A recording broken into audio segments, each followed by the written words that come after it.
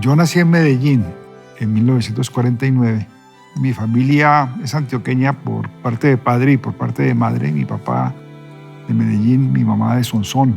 Y tuvieron 4 hijos, yo soy el segundo. Fui criado siempre bajo las costumbres antioqueñas, pero viví muy poco tiempo en Antioquia. Y nos trasladamos a vivir a Cali, yo desde que tenía 1 año de edad.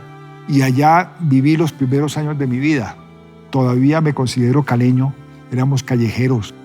Mis hermanos y yo nos pasábamos en la calle, recorríamos Cali a pie y en bicicleta, íbamos a los ríos, íbamos a los pantanos, a las humedales, a coger pescaditos.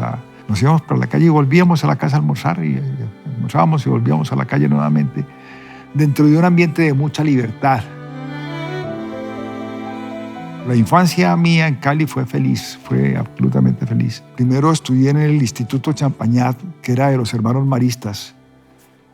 Hice hasta 5º de primaria y me cambiaron de colegio y entré a estudiar con los jesuitas, que era pues, un colegio pues, excelente, el Colegio Bermans. Y los principales amigos que tengo de Cali son ya de esa época. Y allí comencé a ser adolescente y también fui feliz. Ahí pues tuve el despertar a la vida, a los primeros enamoramientos, a las primeras... aprendí a bailar, aprendí a socializar. Y me marcó muchísimo, la ciudad de Cali. Yo llegué a Bogotá a hacer 5º y 6º al Colegio San Bartolomé. Ya cuando llegó el momento de escoger carrera, tuve una frustración muy grande porque como mi papá era farmacéutico y tenía el negocio de la farmacia y además había montado un pequeño laboratorio, pero yo veía el laboratorio, ahí había unas básculas, unos aparatos que yo veía que eran como de un laboratorio químico y yo soñaba con ser químico. Yo había solucionado mi vida porque yo pensaba que iba a ser farmacéutico o que iba a ser químico y cuando llegué a la química no me gustó y quedé en el aire. Y en el colegio organizaron unos programas de orientación profesional para ayudarnos a elegir carrera.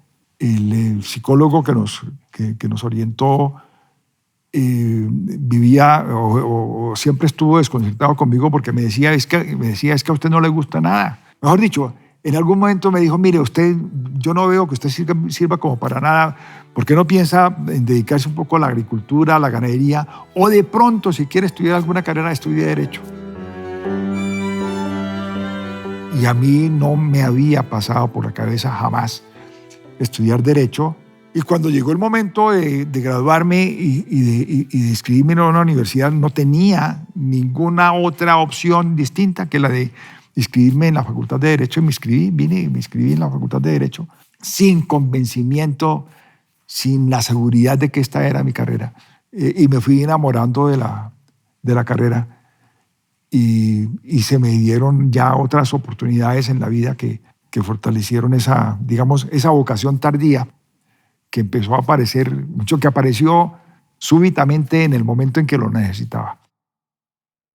Después en Bogotá aprendí a tocar guitarra y aprendí a tocar algo de tiple y seguí mucho con el tema musical. Mis fines de semana me los financiaba con las serenatas que dábamos con un grupo de amigos. Los viernes y sábados, el programa que teníamos ya en la universidad era de ir a dar serenatas y nos pagaban por dar serenatas. En esa época había clase los sábados y yo recuerdo muchas veces haber llegado a clase de 7 de la mañana el sábado después de haberme afeitado sin haber dormido porque había estado trabajando la noche anterior dando serenatas. Y un día llegué a la universidad y me dijeron, uy, el padre Giraldo lo está buscando. Y ha venido varias veces a buscarlo y no lo ha encontrado. Y yo dije, no, pues me van a echar, que sabe qué irá a pasar. Y me hizo una entrevista, me preguntó una cantidad de cosas que yo no sabía para dónde iban. Y al final me dijo, Carlos, es que yo quiero que seas el secretario auxiliar de la facultad. El secretario anterior, que era Mauricio Uribe, ingresó a hacer curso para ser sacerdote y entonces renunció al cargo de secretario. Entonces pues, dejó vacante la secretaría Y gracias a esa vocación de Mauricio Uribe, me escogieron a mí y yo le dije al padre Hidalgo, pues complacido, feliz. Claro que sí, con mucho gusto. Y eso fue cuando estaba en tercero de carrera. Y estuve de secretario desde 1969 hasta 1972. Es decir, los 3 años que me faltaban para terminar y un año más después de haber terminado la carrera. A mí me tocó conocerlos, además por profesión, a todos los compañeros, a todos los que iban adelante y los que iban detrás. Amplié mi universo de gente conocida con la gente de mi generación o cerca a mi generación. Adquirí inmediatamente casi que 1 millón de amigos y de conocidos a quienes tuve la oportunidad de servir con el mayor cariño y con el mayor afecto. Es decir, me gocé mi trabajo. Me encantaba poder apoyar a los estudiantes. Descubrí lo grato y lo importante en la vida que es servir a los demás, apoyar a los demás, sin ningún interés, y de entender el deber ser de ese cargo para el cual fui designado. Un día me fui a peluquear y en las peluquerías, yo recuerdo que en esa época le entregaban a uno una revista para que, mientras uno esperaba el turno, y uno también podía seguir leyendo. Y me encontré una revista que recuerdo que se llamaba Vanidades. Era una revista femenina. Ya había un artículo en esa revista que hablaba del divorcio. Cómo era el divorcio en América, cómo era el divorcio en Europa, cómo era el divorcio en distintos países del mundo. Vivíamos bajo el paradigma de que todo lo que tenía que ver con el derecho matrimonial era manejado por la Iglesia. Como el matrimonio católico es indisoluble, en Colombia no había divorcio, no había forma de hablar de divorcio. Y a mí se me ocurrió pensar, bueno, ¿y por qué en Colombia no puede haber divorcio? Gracias a ese artículo de la revista Vanidades me puse a estudiar el tema y decidí hacer mi tesis de grado sobre eso, en una época en que ni siquiera había divorcio para el matrimonio civil. En Colombia no había divorcio ni para el matrimonio civil ni para el matrimonio católico. Me senté a escribir, no tanto con la iniciativa de propugnar o propiciar que hubiera divorcio en Colombia, sino de escudriñar cuáles eran los obstáculos para que en Colombia pudiera existir divorcio y que existiera esa solución para los matrimonios fracasados. Pero no con la intención de acabar con el matrimonio, todo lo contrario, para mí el matrimonio es una institución respetabilísima, sino con la intención de buscarle solución a los fracasos, porque es que no solamente se trata de darle la palmadita en la espalda al que se maneja bien, sino buscar que quien ha tenido un fracaso tenga una oportunidad de rehabilitarse. Digamos que vivíamos en una sociedad un poquitico hipócrita en esa materia y desconocíamos que había personas que estaban fracasadas o que habían fracasado en un primer matrimonio, y escribí en mis tesis, Divorcio, Familia y Matrimonio. Duré 3 años escribiéndola. Nombré presidente de tesis al doctor Roberto Suárez. El doctor Roberto Suárez me acompañó, pero cuando terminé de escribir la tesis me abandonó. Muy cariñosamente me dijo: Carlos, yo respeto mucho lo que has escrito y lo que has hecho, pero yo personalmente no estoy de acuerdo con la tesis. Creo que ahí se dicen una cantidad de cosas que no se pueden sostener en una universidad católica confesional como la Javeriana, y entonces no puedo seguir siendo el presidente de tesis. Y sufrí toda clase de penurias con mi tesis, porque el examinador secreto me la rechazó. Solicité el segundo examinador y presenté un alegato para que el segundo examinador lo revisara la tesis. Y el segundo examinador rindió concepto y dijo que sí, pues, podía ser admitida la tesis, que no era una tesis de moral ni de religión, sino de derecho, y en el mundo del derecho hay pluralismo y hay diversidad de opiniones. Después de mucho haber luchado, me pude graduar. En el año 74, Alfonso López Michelsen ganó las elecciones Y él, en un discurso apasionado, les dijo: yo les prometo a las mujeres colombianas que durante mi gobierno habrá divorcio en Colombia y que habrá igualdad de derechos entre hombres y mujeres. Y llegó a la presidencia de la República encartado porque ya había hecho la promesa de que iba a haber igualdad de derechos entre hombres y mujeres y que iba a haber divorcio en Colombia. Organizó unas comisiones que prepararon unos proyectos de ley sobre igualdad de derechos y sobre divorcio vincular. Entonces, en la nueva ley o en el nuevo Estatuto de Igualdad de Derechos, quedaron hombre y mujer en pie de igualdad. Sin embargo, el proyecto de ley sobre divorcio fracasó en esa primera legislatura de 1974 y un amigo mío de colegio era el secretario general del Ministerio de Justicia, el doctor Pablo Muñoz Gómez. Y Pablo le dijo al doctor Samuel Hoyos: un amigo mío escribió la tesis sobre divorcio, le dijo: este es el tipo que yo necesito para que me ayude a impulsar ese proyecto de ley. Me nombraron secretario de la comisión redactora del proyecto de ley sobre divorcio. Pude participar no solamente desde el punto de vista académico, sino también desde el punto de vista político en la producción de la ley, y ayudé a que la ley se sacara adelante.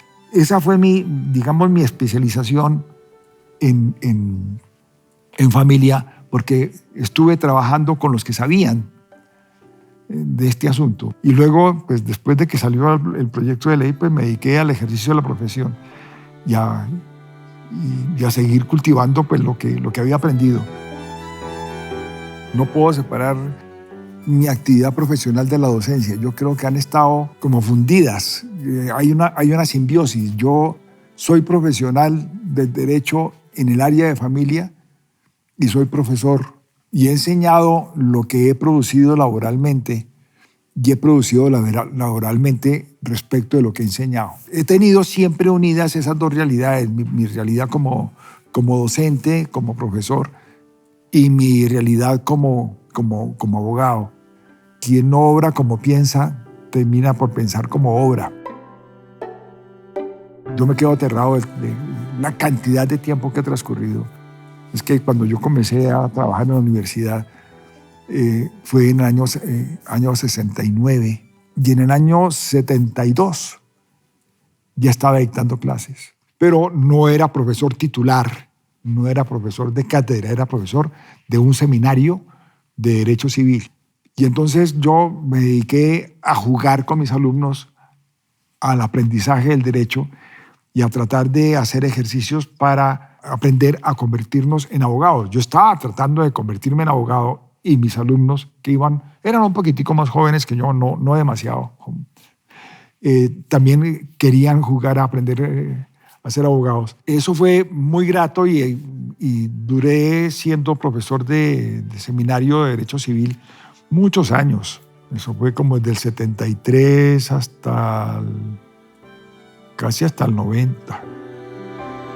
Yo a mis estudiantes, yo les decía cuando comenzaba mis clases que yo venía aquí a la universidad a enseñarles lo que he aprendido antes de que se me olvide. Yo acabo de pasar por una experiencia muy difícil en mi vida y en este momento no hago sino bendecir a Dios, darle gracias a Dios por este ratico de vida que me está concediendo. Yo pienso en Dios como el amigo. El padre Alfonso Llano nos hablaba de amigo Jesús. Algún taller que hice con él, en alguna oportunidad nos hablaba del amigo Jesús, y el amigo Jesús me acompañó durante mi enfermedad y lo tuve presente siempre. Pero lo que sí he descubierto es que vivir es un privilegio supremamente grande, supremamente valioso. Hay muchas personas que son profundamente religiosas y que son un poco refractarias al rito. Yo personalmente soy una de ellas. Yo creo más en los principios, en el convencimiento religioso, que en las ceremonias y en muchos asuntos de forma. Lo respeto, pero ese concepto lo he formado y lo he fortalecido gracias a la universidad, sin que la universidad haya estado detrás de mí inculcándome nunca en ningún momento usted tiene que ser religioso, usted tiene que ser cristiano. La javerianidad es eso, es permitir que nos amemos, que seamos honestos, que seamos correctos, que tengamos relaciones. Es un lenguaje completamente subliminal, pero genera un nexo, genera un gancho que hace que estemos ahí. La universidad ha sido respetuosa de mi forma de ser, de mi forma de ver las cosas, pero no solamente de la mía, sino de la de todas las demás personas a las que yo conozco. Pero la universidad está ahí. Es una piedra, es un cimiento sólido, aparentemente quieta, puede moverse muy lentamente, pero es el respaldo que tenemos los javerianos, que nos ampara, que nos protege, que nos guía para proceder correctamente en nuestra vida personal, en nuestra vida profesional. La javerianidad es un sentimiento de solidaridad fundada en algo que la universidad nos ha enseñado sin estarnos diciendo que nos lo está enseñando. ¿Y qué es lo que nos ha enseñado? Nos ha enseñado es a hacer las cosas con amor. Jamás recibí una clase de amor en la universidad. Sin embargo, la universidad nos enseñó a amar, cumpliendo el deber permanentemente. Cuando uno cumple el deber permanentemente, ¿por qué lo hace? Por amor.